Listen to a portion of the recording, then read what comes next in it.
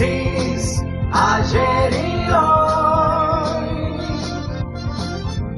aprendiendo del pasado, de Francis, ayer y hoy. Hace 64 años se iniciaba uno de los periodos más oscuros de la República. Hasta ese día, uno igual al de hoy, 16 de septiembre, la Argentina no era socia del Fondo Monetario Internacional y era un país acreedor. Es decir, nos debían en el mundo a nosotros varios países. Entre ellos, por ejemplo, Israel nos debía por entonces $1 millón. Uno de los principales deudores era España, y así sucesivamente varios países le debían a la Argentina, y el país era independiente, soberano y con plena aplicación de la justicia social.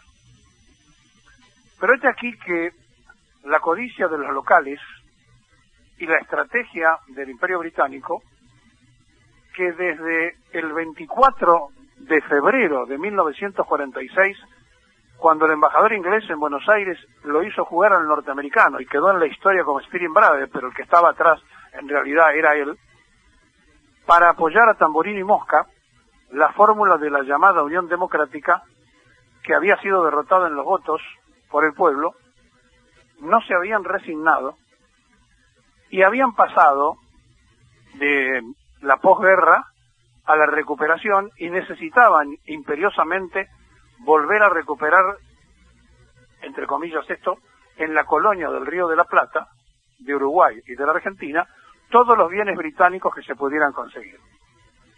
Y para eso había que buscar cómplices en el país y los consiguieron. Miguel Ángel Zabal Ortiz fue un discípulo con altos vínculos con la corona británica, también lo fue Silvano Santander, y también lo fueron muchos otros que desaparecieron en el tiempo, pero que conspiraban porque no tenían votos para ver de qué forma podían tentar a las jerarquías eclesiásticas, a las cúpulas militares, para hacerse del gobierno. Y lo consiguieron. Después de un asesinato en masa del 16 de junio bombardeando la Plaza de Mayo y otros puntos del país, el Departamento de Policía, la CGT, Callao y Pueyrredón y el Bajo, es decir, buscando cualquier punto donde imaginariamente pudieran asesinar al presidente, y luego de cobardemente escaparse al Uruguay, no se dieron por satisfechos y siguieron conspirando, y un día como hoy, en Córdoba, estallaba el epicentro del conflicto armado en contra del gobierno de Perón para empezar la larga y triste dependencia argentina. Y así fue. Se constituyó un gobierno provisional, primero con Lonardi, un hombre que venía del nacionalismo católico y que cuando dijo ni vencedor ni vencido dijeron no, esto así no es, nosotros venimos a cobrar venganza, y los propios lo sacaron del gobierno, lo pusieron a Aramburu,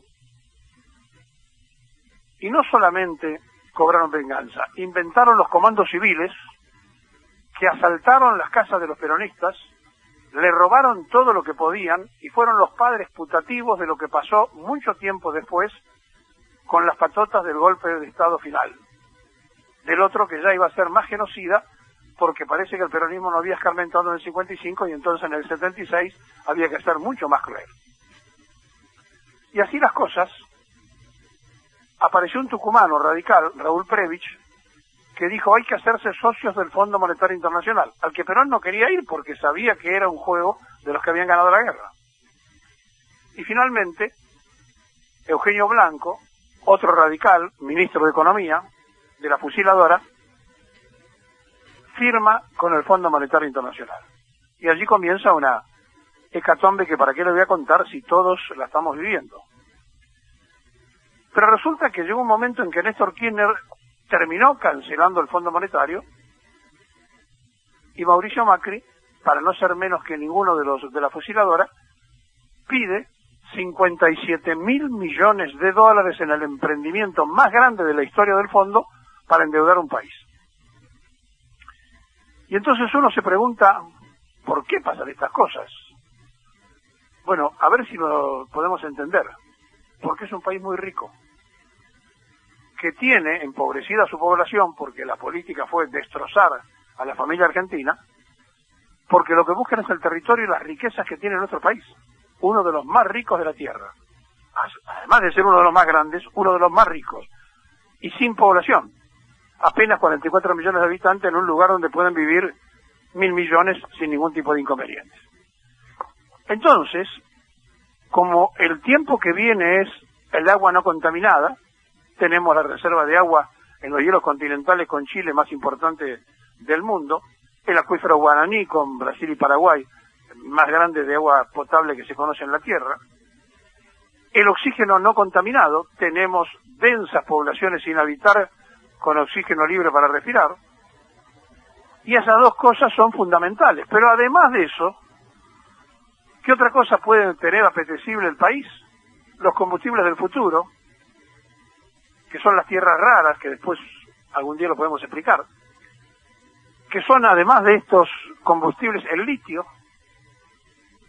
y la Argentina es la segunda reserva del mundo. Y entonces, cuando uno ve que cada cosa que estratégicamente se planifica afuera, y cuando uno se da cuenta que en época de la NU se vinieron e hicieron fotografías del macizo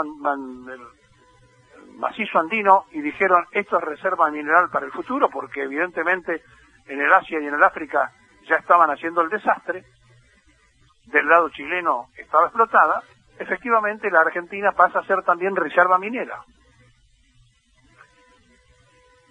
Y entonces con todas esas riquezas, lo que hay que hacer es empobrecer el país, embrutecerlo, instalarle la droga, la subversión, la represión, la deuda interna, la deuda externa, la guerra, todo aquello que pueda destruir a esa sociedad. Lo hicieron. Y fíjense ustedes a dónde hemos llegado hoy, donde los datos comparativos del último gobierno y del actual nos dan pautas de cómo apareció el 16 de septiembre del 55 y cómo se repite en el 16 de septiembre de este año la misma situación política, el endeudamiento. Y así tenemos que cuando se fue el gobierno anterior, es decir, en el 2015, cuando Cristina dejó de ser presidenta de la República, el PBI, con variación acumulada en 4 años, era de 1.4%. Con Macri es menos 4.3%. La pobreza de la población argentina, con el gobierno anterior, llegó al 29%. En la actualidad, 36% con Mauricio Macri. La inflación, que la tasa promedio anual es de 4 años, con el gobierno anterior fue de 30.5%, con el actual es del 42.6% y sigue creciendo. El desempleo en el gobierno anterior llegó al 5.9%, en el actual llega al 10.1%. La fuga de capitales acumulados en 4 años, en dólares, en millones de dólares, durante el gobierno de Cristina 17.534 millones, en el de Macri 70.301 millones. El crecimiento de la deuda pública, siempre en millones de dólares, con el gobierno anterior 43.471 millones, con Mauricio Macri 112.100 millones. Las reservas en millones de dólares actuales dicen que son de 50.000 millones, pero hay swap de monedas, etcétera, etcétera, y el oro argentino que está en Londres. Las reservas que había dejado Cristina, 25.563. En teoría, habría más reservas en la actualidad, pero resulta que disponibles de billetes no llegan a 14.000. Variación de las reservas en millones de dólares, o sea que si tomamos esa variable, tendríamos una pérdida en los dos gobiernos. Déficit fiscal del PBI, 4.7% en el gobierno anterior, 5.1% en el gobierno actual. El aumento del dólar acumulado en el periodo que gobernaron los últimos 4 años de Cristina y los 3 años y 9 meses actuales de Macri, con Cristina el dólar tuvo una evolución del 123.2%. Con Macri, 548.6%. Es decir, lo que hicieron en el 55, lo volvieron a hacer ahora, con una gran diferencia. Ahora lo hicieron con los votos, y en el 55 lo hicieron con las botas. Fíjense ustedes de qué forma trabajaron todos estos años para conseguir entonces que los votos le permitieran hacer estas cosas. Pero además, tomando todas las variables de los gobiernos que cantaron la marchita, todos fueron mejores que los otros, aún los peores de los que cantaron la marchita. Porque si ustedes observan que el golpe del 76 que volteó al último gobierno peronista de María Estela Martínez de Perón, la deuda de 8.000 millones, había empezado con 11.000 millones, se había bajado a 8.000, los militares la llevaron a 40.000 millones de dólares. La deuda en el 55, que no existía de la Argentina, sino que era un país acreedor, empezaron a endeudarlo y en 2 años se fundieron todo lo que nos debían los países acreedores y nos empezamos a endeudar en los primeros 200.000 dólares con el Fondo Monetario. La que usted quiera, tomemos.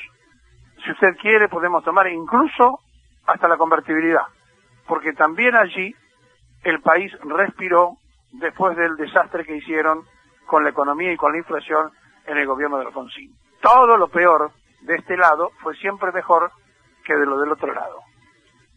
Y por eso tuvieron que bombardear, tuvieron que fusilar, tuvieron que desaparecer gente. Y por eso cuando Fernández dice que viene a cerrar la grieta, el pueblo siempre puso la otra mejilla, siempre. Y siempre perdonó. Pero hay un sector minoritario que no perdona y no olvida. Pero ¿cómo será la forma en que ha cambiado? Que mientras los comunistas eran conspiradores en el 55, hoy están en el frente de todos. Que mientras los empresarios que nunca ganaron más dinero que en los gobiernos peronistas, pero que siempre votaron al revés, igual que la clase media, que siempre se favoreció con el peronismo y siempre votó al revés, ahora repensaron el voto y están todos pidiendo a gritos que se termine el gobierno de la teocracia, de la que ellos forman parte. ¿Cómo habrá cambiado todo? Que las jerarquías eclesiásticas hablan en otros idiomas, de otra forma, más allá de que hay un papa peronista, que eso sí que no lo esperaba ni Perón ni Evita, que un hombre de la iglesia llegara a sentarse allí después de haber dudado entre ser sacerdote o militante peronista. Y el arzobispo de Salta, ayer, Mario Carnelio, decía alguna cosa que demuestra el cambio de las jerarquías eclesiásticas, y se lo decía en el rostro al mismísimo presidente de la República. Ha cambiado. Llegaron con el voto, antes con las botas, y con el apoyo de las jerarquías eclesiásticas, pero escuchen ahora. Y decirle lo siguiente, déjenme un momentito.